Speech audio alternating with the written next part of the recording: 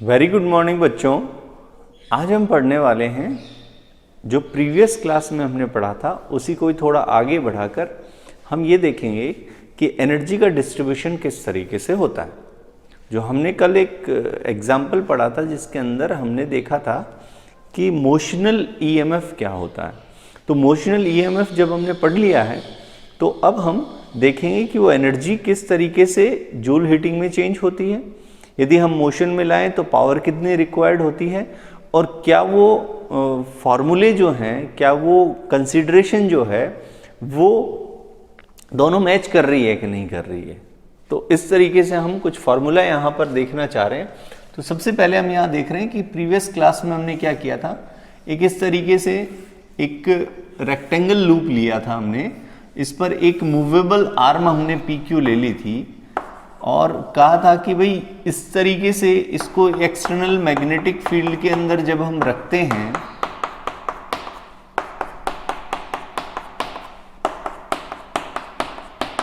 जैसे ही हम इसको एक्सटर्नल मैग्नेटिक फील्ड में रखेंगे तो PQ आर्म जो है जब हम इसको आगे की ओर सरकाएंगे तो होगा ये कि इस लूप के फ्लक्स में चेंज होगा।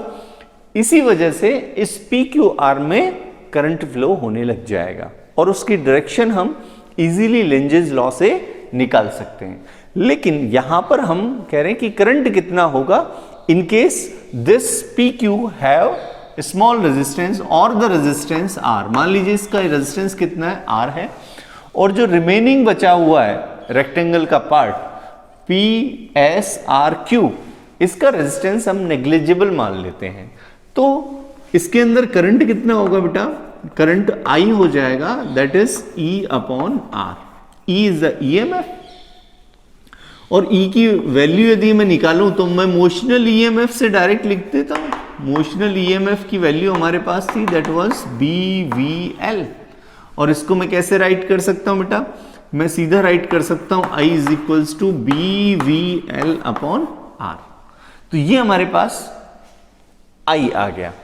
लेकिन I आने के साथ ही हमने इस पर कुछ, जैसे ही मान लीजिए इस रॉड को हम या इस PQ आर्म को इस मैग्नेटिक फील्ड में मोशन में लाते हैं तो मोशन में लाने के साथ साथ ये भी फोर्स एक्सपीरियंस करेगा क्योंकि इसके अंदर करंट फ्लो हो रहा है और करंट एलिमेंट जब भी मैग्नेटिक फील्ड में रखा जाता है तो वह फोर्स एक्सपीरियंस करता है। तो उस फोर्स की वैल्यू यदि मैं निकालूं तो फोर्स कितना आएगा, force will be ILB, simple. और I तो हमारे पास है, that is BVL/R into L into B and that will be L² V/R। This is the force. ठीक है, ये फोर्स हमारे पास आ गया किससे, इससे आ गया कि जब मान लीजिए एक रॉड को आगे खिसकाएंगे तो ये एक फोर्स एक्सपीरियंस करेगा। जब फोर्स एक्सपीरियंस करेगा तो हमें धक्का लगाने के लिए कुछ एनर्जी हमें वेस्ट करनी होगी और जो वेस्ट करनी होगी वो पावर के रूप में बाहर निकलेगी। तो इसको पुश करने के लिए कितनी पावर चाहिए, वो पावर यदि निकालनी हो तो हम सिंपली कह देते हैं, हमारे पास फॉर्मूला क्या है, उस पावर को निकालने के लिए पावर जो आ जाएगी हमारे पास, that is force into displacement, force into velocity, and it can be written as, force हमारे पास है that is B² L² V/R into V। तो हमारे पास आ जाएगा बेटा पावर आ जाएगी that is B² L² V²/R। ये जो पावर है, दिस पावर, ये पावर यदि हम जूल हीटिंग देखें कि मान लीजिए कोई रेजिस्टेंस है या कोई रेजिस्टेंस वायर है, उसको यदि हम मैग्नेटिक फील्ड में प्लेस करें और उसको मोशन में लाएं, उसके अंदर से करंट फ्लो करें, तो करंट फ्लो करने पर कुछ हीटिंग होती है, उसे हम कहते हैं जूल हीटिंग, और उसका फॉर्मूला होता है हमारे पास I²R। और इससे यदि देखें तो देखिए हमारे पास I की वैल्यू क्या है, I की वैल्यू ये रही, तो मैं स्क्वायर कर दूं तो B² L² इंटू R करूंगा तो एक R कैंसिल हो जाएगा, तो P हमारे पास आ जाएगा B² V² L² R और मुझे लगता है ये दोनों फॉर्मूले क्या कर रहे हैं, मैच कर रहे हैं, जो हमारी कंसिडरेशन को लिमिट करता है कि ये दोनों चीजें एक ही हैं। क्लियर? तो ये हमारे पास हो गया एनर्जी कंसिडरेशन। इसी के साथ ही एक इंपॉर्टेंट फार्मूला है, एक इंपॉर्टेंट रिलेशन है। जब हमने फैराडेज लॉ पढ़ लिया है तो उस रिलेशन को हमें पढ़ना चाहिए। तो उसका रिलेशन मैं यहां पर नेक्स्ट रिलेशन के लिए हम क्या करेंगे, सिंपल सा रिलेशन काम में लेते हैं बेटा, E is equals to I into R. इस रिलेशन को देखें तो E हमारे पास EMF है और फैराडेज लॉ से हम कह सकते हैं कि E इज इक्वल्स टू कितना होता है, del phi B upon del t. और यहाँ एक माइनस का साइन आता है जिसको हमें कंसिडर अभी करने की जरूरत नहीं है। तो I can write del phi B upon del t is equals to, यहाँ पर हम I जो है उसको हम लिख सकते हैं the rate of charge flow. तो I can write R del Q by del T. यदि हम इसको सॉल्व करेंगे तो हमारे पास एक relation del phi B R और डेल क्यू में आ जाएगा। तो हमारे पास सिंपल सा रिलेशन आएगा del Q is equals to del phi B upon R. देखिए यहाँ पर तीनों क्वांटिटीज क्या है वो समझिए। R is the resistance of the wire, del phi B the change in flux and del Q is the change in charge और flow of charge की कितना चार्ज फ्लो हुआ है। तो ये एक इंपॉर्टेंट रिलेशन चार्ज और फ्लक्स में हो गया, मैग्नेटिक फ्लक्स में हो गया। ये एक इंपॉर्टेंट रिलेशन जिस पर न्यूमेरिकल पूछे जाते हैं और कई बार पूछे गए हैं और बुक में भी इसके कई एग्जाम्पल्स हैं। तो आप इनको अच्छे से मेमोराइज कर लीजिएगा और इसको अप्लाई करके न्यूमेरिकल्स आप इसके सॉल्व करेंगे। तो ये हो गया बेटा हमारा energy consideration. Our next topic is eddy currents. Eddy currents का मतलब क्या है वो यहाँ पर समझ लेते हैं। मान लीजिए एक हमारे पास मैग्नेटिक फील्ड है, ठीक है, इस तरीके का हमने मैग्नेटिक फील्ड बना दिया, क्रॉस्ड बना देता हूं, ठीक है। मैं कहता हूं कि इसके अंदर से यदि मान लीजिए कोई हम रिंग इसके अंदर से ले जाएं, मैग्नेटिक फील्ड क्रॉस्ड है, इसका मतलब ये है कि दैट इज इनवर्ड साइड, है ना, वर्टिकली इनवर्ड साइड। अब यहां पर हम कहें कि मान लीजिए मेरे पास कोई, suppose this is the area element, ये एरिया एलिमेंट है। इस एरिया एलिमेंट को यदि मान लीजिए ये प्लेट है एक तरीके की जो मेटल की है, जब मैं इसको अंदर से ले जाऊंगा ऐसे लाइक दिस, जब ऐसे मैं मोशन करूंगा तो होगा ये कि यहां पर जो फील्ड लाइंस है वो एक एरिया से अटैच होगी जो फ्लक्स को बनाएगी। लेकिन जैसे ही अटैच एरिया में या फिर फ्लक्स में या फिर नंबर ऑफ फील्ड लाइंस में चेंजेस आता है तो क्या होगा, वहां पर इसके एंड्स पर ईएमएफ जनरेट होता है और इसी वजह से क्या होता है, करंट फ्लो होता है। लेकिन यदि मैं यहां पर एक सिंपल पेंडुलम टाइप का सा बना दूं और मैं इस तरीके से एक यहां पर अटैच कर देता हूं एक मेटल की प्लेट, जैसे ही ये ऑसिलेट करती है इसके बीच में तो यहां पर कुछ इस तरीके से ये अंदर जाएगी और इधर से ये बाहर निकल जाएगी, फिर वापस इसकी मोशन इस तरीके से होगी और इधर से ये बाहर निकल जाएगी। तो ये इसकी मोशन होगी। जब मोशन इस तरीके की होगी तो हम कह सकते हैं कि इस तरीके की मोशन से होगा ये कि जैसे ही अंदर एंटर करेगी और इस एरिया से एग्जिट करेगी, इस एरिया से जैसे एंटर और एग्जिट करेगी, इससे जो अटैच्ड फ्लक्स है उसमें चेंजेस आएंगे। तो जैसे ही चेंजेस आते हैं, चेंजेस आने की वजह से इसके एंड्स पर ईएमएफ जनरेट हो जाता है। लेकिन एंड्स तो इसके है ही नहीं क्योंकि ये तो एक प्लेट है। इसकी वजह से इसके अंदर सर्कुलर इस तरीके की छोटे छोटे पार्ट में, क्योंकि ये तो शॉर्ट सर्किटेड है, तो छोटे छोटे पार्ट में कुछ करंट फ्लो होता है और उन्हीं करंट्स को हम क्या कहते हैं बेटा, एडी करंट्स, ठीक है। जब किसी मेटेलिक प्लेट्स को हम किसी मैग्नेटिक फील्ड में ऑसिलेट करवाते हैं तो उसके अंदर, मेटल प्लेट्स के अंदर करंट, छोटे छोटे पार्ट्स में कुछ करंट फ्लो होती है, उन करंट्स को हम एडी करंट्स कहते हैं। क्योंकि एडी करंट्स जो है उसी तरीके की होती है जिसके अंदर पानी के अंदर जो भंवर होता है ना, उसी तरीके की ये करंट्स होती है, इसलिए इनको ये सर्कुलर रूप में इस तरीके से रोटेट करती हैं, इसलिए इन्हें क्या कह दिया जाता है, एडी करंट्स कह दिया जाता है। अब एंटर कर रहा है, एग्जिट कर रहा है, द डायरेक्शन ऑफ करंट क्या हो ये हमें देखना पड़ेगा। तो हम रूल के अकॉर्डिंग देख सकते हैं, लेंजेस लॉ से हम चेक कर सकते हैं, लेकिन ये करंट्स जो हैं वो हमारे लिए फायदेमंद है या नुकसान करती हैं, ये हम देखना चाह रहे हैं। सबसे पहले तो यदि मैं इसको ऑसिलेट करवाऊंगा तो क्या होगा, होगा ये कि थोड़ी देर में ये यहाँ पर रुक जाएगा। क्यों रुकेगा, क्योंकि जैसे ये एंटर करेगा तो फ्लक्स में क्या हो रहा है, चेंज हो रहा है। जैसे फ्लक्स में चेंज होता है, लेंजेस लॉ ये कहता है कि वो उस रीजन का अपोज करता है due to which it is generated, the current is generated due to oscillation of this. तो इस ऑसिलेशन को वो क्या करेगा, अपोज करेगा। जैसे ही एंटर करेगा तो वो चेंजमेंट को एक्सेप्ट नहीं करेगा और वो उसकी मोशन को स्लो कर देगा। इसी वजह से जब ये एग्जिट करेगा तो वो उसके चेंज को एक्सेप्ट नहीं करेगा और वो उसकी मोशन को स्लो कर देगा। मतलब एंटर करते समय भी और एग्जिट करते समय भी वो उसको बाउंड करेगा उसी पोजीशन में रहने के लिए। इसी वजह से क्या होगा, यहां पर एक फिजिकल वर्ड है जिसे हम काम में लेते हैं, that is called damping. Oscillate जो है, ऑसिलेशन जो है वो क्या हो जाएंगे, डैम्प्ड हो जाएंगे। डैम्पिंग का मतलब होता है धीरे धीरे उनका एम्पलीट्यूड कम हो जाना।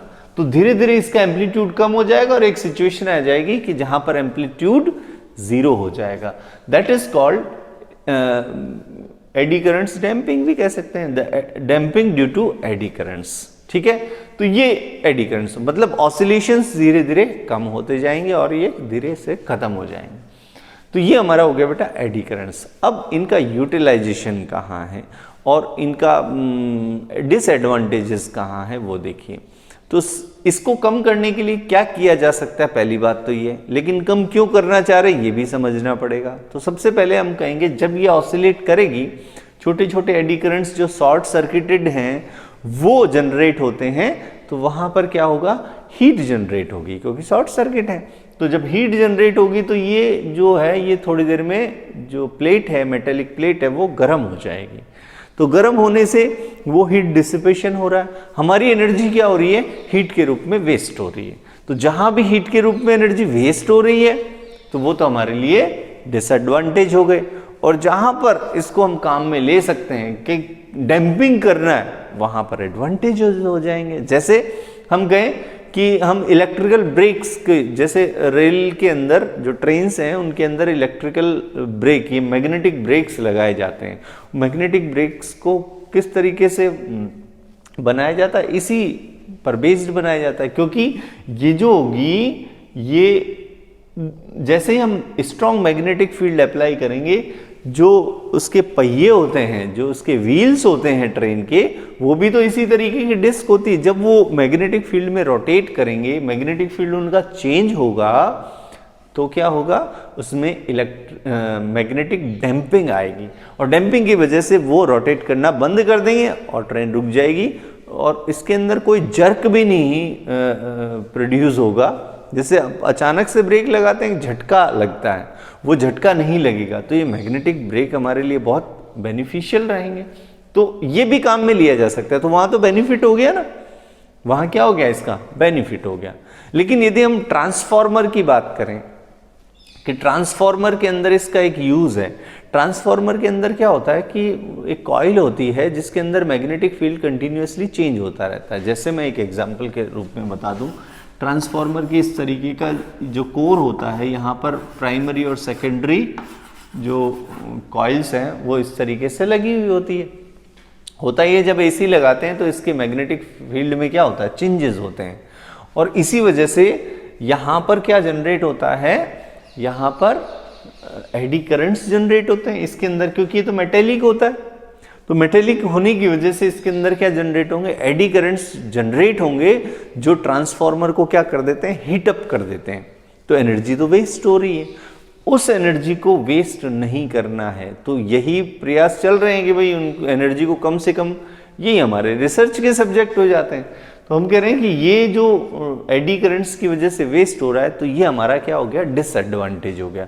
तो इसका मतलब इसके एडवांटेजेस भी हैं और डिसएडवांटेजेस भी हैं। तो यदि मान लीजिए ट्रांसफार्मर की बात करें, तो ट्रांसफार्मर के अंदर जो कॉइल है, उसके अंदर जो कोर है, उस कोर के अंदर ये क्या जनरेट होंगे, एडी करंट्स जनरेट होंगे। इससे ये हीट अप हो जाएगा, तो इसको हमें कम करना पड़ेगा। कम करने के लिए हम क्या कर सकते हैं, एक इंपॉर्टेंट याद रख लीजिएगा, इसको हम लैमिनेट कर सकते हैं। लैमिनेट का मतलब होता है कि बहुत सारी चक्तियों को लेकर, बहुत सारे इस स्लाइड्स को लेकर एक साथ जोड़ दें, जिससे एक ब्रेकिंग आ जाती है। जैसे मान लीजिए मैं इसको यहाँ पर ऑसिलेट कर रहा हूँ, इसकी बजाय इसका शेप कुछ ऐसा बना दूँ ऑसिलेटर का। जैसे मैं यहाँ पर देखिए ये थोड़ा बड़ा बना रहा हूँ, जिससे हमें चीज़ें समझ में आ जाए।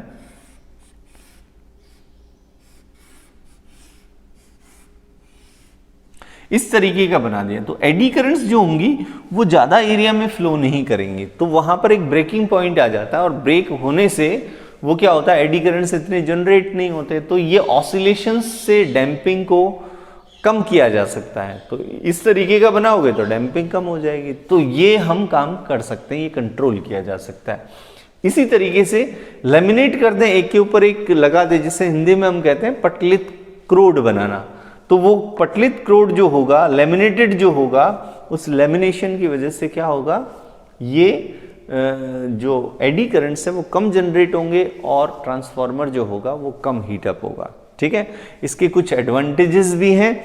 तो एडवांटेजेस हमारे सबसे पहले तो हमने बता ही दिया कि मैग्नेटिक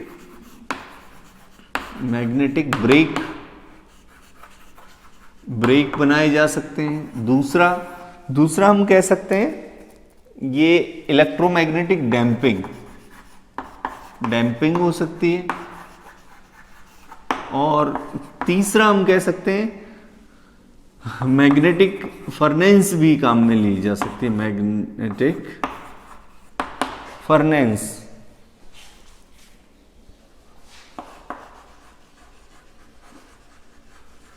फर्नेंस और एक हमारा हो जाता है पावर मीटर जो होता है, इलेक्ट्रिक मीटर कह देता हूं, इलेक्ट्रिक मीटर में कहाँ काम में आती है वो देखिए। इलेक्ट्रिक मीटर में ध्यान हो, पुराने जो मीटर होते थे इलेक्ट्रिक मीटर, उनके अंदर इस तरीके का डिस्प्ले होता था और इसके अंदर एक छोटा सा पार्ट होता था, पूरा ब्लैक होता था यहाँ से, लेकिन छोटा सा पार्ट होता था जिसमें रेड डॉट हमें चलता हुआ दिखाई देता था।